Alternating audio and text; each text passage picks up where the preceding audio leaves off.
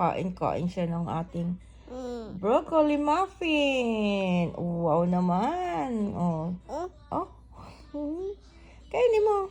Hindi mo makakagat. Oh, thank you. Kainin mo. Wow.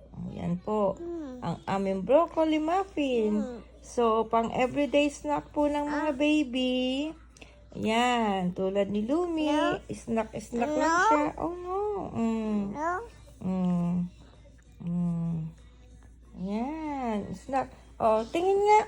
Gusto ang muffin? Let me see. Sabi mo, yummy. Yummy?